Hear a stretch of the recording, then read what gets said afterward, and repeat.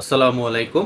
আগামী ফেব্রুয়ারি ২০২৬-এর নির্বাচনে উপলক্ষে বিআইজিডি একটি নির্বাচনী জরিপ চালিয়েছে। সেই জরিপে উঠে এসেছে বর্তমানে বাংলাদেশে সক্রিয় কোন দলের পক্ষে কত পার্সেন্ট সম্ভাব্য ভোট পড়তে পারে এবং কত পার্সেন্ট মানুষ এখনো ভোট কাকে দিবে সেটি সিদ্ধান্তই নেই এবং কত পার্সেন্ট মানুষ ভোট দিবে না সেটি জানিয়েছে এবং কত পার্সেন্ট মানুষ তাদের মত প্রকাশ করতে অনিচ্ছুক ছিল।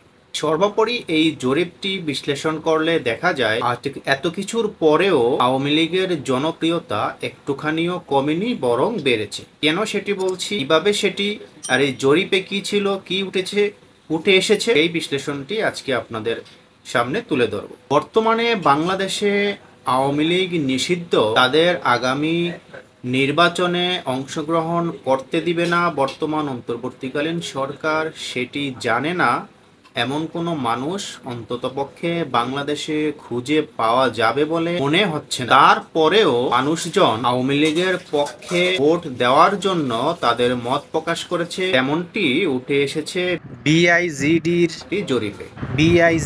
জরিপে উঠে এসেছে দেশের প্রায় অর্ধেক মানুষ এখন পর্যন্ত সিদ্ধান্তই নেয়নি যে কাকে ভোট দিবে। এই জরিপটি নারী পুরুষ উভয়ের উপরই পরিচালনা করেছে, যার মধ্যে 43% পুরুষ এবং 54.7% নারী তাদের মত প্রকাশ করেছেন তারা আগামী নির্বাচনে কাকে ভোট দিবে সেটি এখনো ঠিক করে। এই জরিপে আরো উঠে এসেছে 1.7% নারী এবং পুরুষ তারা ভোট দিবেন না বলে মত প্রকাশ করেছেন এবং 14.9% পুরুষ জানিয়েছে তারা মত প্রকাশ করতে অনিচ্ছুক এবং 13.9% নারী জানিয়েছেন তারা মত প্রকাশে অনিচ্ছুক, তারা আগামী নির্বাচনে কাকে ভোট দিতে চান বা ভোট দিবেন কিনা সেই বিষয়। এই বিষয়গুলোতে পরে আসি যে এই যে একটা বিশাল অংশ তারা এখনো ঠিক করেনি কাকে ভোট দিবে এবং যে 1.7% মানুষ তারা ভোট দিবে না এবং 14.9 এবং 13.9% জনগণ তারা তাদের মত প্রকাশ করতে অনিচ্ছুক, তারা আসলে কোন দলের সমর্থন কতটুকু হতে পারে সেই বিষয়গুলো নিয়ে যুক্তিতর্ক বিশ্লেষণ আমরা করব পরবর্তীতে। এর আগে আমরা জেনে নেই যে তাদের এই জরিপে কোন দল কত পার্সেন্ট ভোট পাওয়ার সম্ভাবনা রয়েছে তা উঠে এসেছে।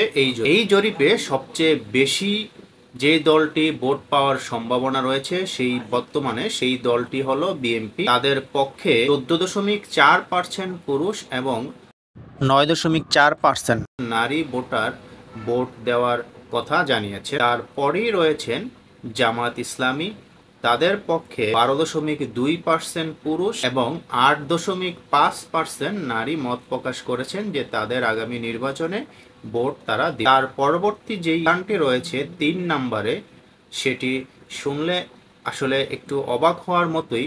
এত কিছুর পরেও যে সবাই জানে আগামী নির্বাচনে আওয়ামী লীগের ভোটে অংশগ্রহণ করা একেবারে অনিশ্চিত, তাদের কোনোভাবেই ভোটে অংশগ্রহণ করতে দিবে না, তা জেনেও তারা তাদের জীবন এবং বিভিন্ন হেনস্থার সংখ্যা নিয়েও 7.2% পুরুষ এবং 7.5% নারী মত প্রকাশ করেছেন তারা আগামী নির্বাচনে আওয়ামী লীগকেই ভোট প্রদান করতে চায়। এত কিছুর পরেও, এত সংখ্যা নিয়েও তারা আওয়ামী লীগের পক্ষে অবস্থান করছেন আওয়ামী লীগের সমর্থকরা।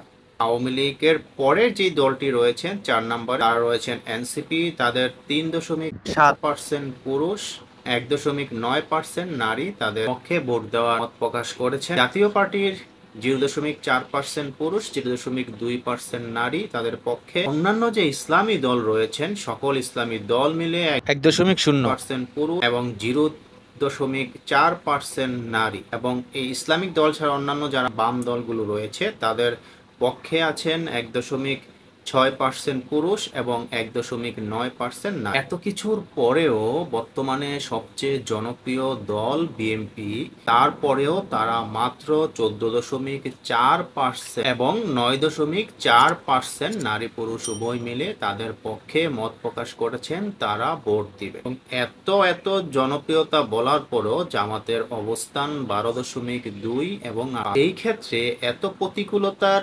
মধ্যেও আওয়ামী লীগের অবস্থান অনেক শক্তিশালী। কিন্তু সেটাই নয়, আপনারা বর্তমান এই পরিস্থিতির মধ্যে আওয়ামী লীগের সমর্থকরা জানে যে আওয়ামী লীগের আগামী নির্বাচনে ভোটে অংশগ্রহণ করার কোনো সুযোগ নেই, তাদের অংশগ্রহণ করতে দিবে না। অতএব আওয়ামী লীগের সমর্থকরা তাদের মত প্রকাশ করবে, তারা ভোট দিবে না, এটাই স্বাভাবিক। তার মানে ওই 1.7% মানুষ যারা বলেছে আগামী নির্বাচনে কোনো ভোটই দিবে না, তাদের বড় একটি অংশ বলাই যায় তারা আওয়ামী লীগের সমর্থক।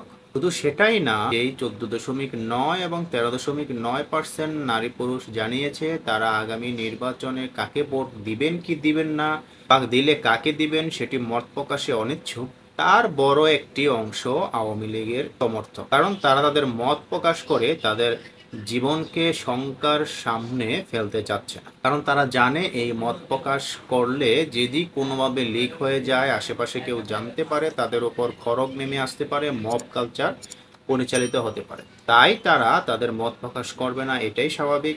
তো বলা যায় সেই 14.9 এবং 13.9%-এর বড় একটা অংশই আওয়ামী লীগের সমর্থক। যদি আমরা এখান থেকেই এই 1.7 এবং 13.9 14.9% থেকে বড় অংশ একটা আওয়ামী লীগের পক্ষে নেই, ইতিমধ্যেই কিন্তু সেই ভোটের পক্ষে সমর্থন বিএনপি থেকে, জামাত তো দূরের কথা, বিএনপি থেকে অনেক উপরে চলে যায়।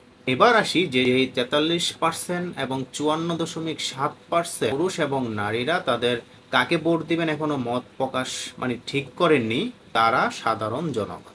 এই সাধারণ জনগণ তারা যখন যাদের মনে চায় তখন তারা তাদেরই ভোট দেয়। কিন্তু এই অংশটি শুধু একটি দলের পক্ষেই যাবে না, এখানে কেউ বিএনপির পক্ষে যাবে, কেউ জামাতের পক্ষে যাবে, কেউ আওয়ামী লীগের পক্ষে আছে, এনসিপির পক্ষেও আছে, অন্যান্য দলের পক্ষেও আছে। তার মানে এইখানকার একটি পক্ষ কিন্তু আওয়ামী লীগের পক্ষের লোক রয়েছে, আওয়ামী লীগের সমর্থক রয়েছে যারা নীরব সমর্থক। আর যদি আমি সব সংখ্যাগুলো যদি যোগ করি তাহলে যেই সমর্থন দাঁড়ায়, আওয়ামী লীগের সমর্থন এখনো একটুও কমেনি, বরং বেড়েছে। বর্তমানে বিএনপি, জামাত, এনসিপি তারা এই ক্ষমতায় রয়েছে, তারা যা বলে সেটাই আইন, সেটাই হয়ে যাচ্ছে। পরে যারা তাদের পক্ষের লোক তারা নির্দ্বিধায় খুশি মনেই প্রকাশ করবে। তার মানে বুঝতেই পারছেন এখানে বিএনপির 14.4 এবং 9.4, আমাদের 12.2 এবং 8.5, এনসিপির 3.4 এবং 1.9, আবার এইখানে 7.2 এবং 7.5 এই অংশটি তাদের মত প্রকাশ করেই দিয়েছে তারা আওয়ামী লীগের পক্ষে। এর বাইরে যারা রয়েছেন তাদের বড় একটি অংশ আওয়ামী লীগের সমর্থক। তাহলে আমরা এটাই বলতে পারি যে আওয়ামী লীগের সমর্থন তাদের এত অত্যাচার, নিপীড়ন, নির্যাতনের পরেও একটুও কমেনি, বরং বেড়েছে, আরও সেটি বাড়তে পারে বলে ধারণা করছে বিশ্লেষকরা। এই বিষয়টাতে আপনাদের কি মনে হয়? আপনাদের মতামতটি প্রকাশ করার জন্য অনুরোধ করা যাচ্ছে।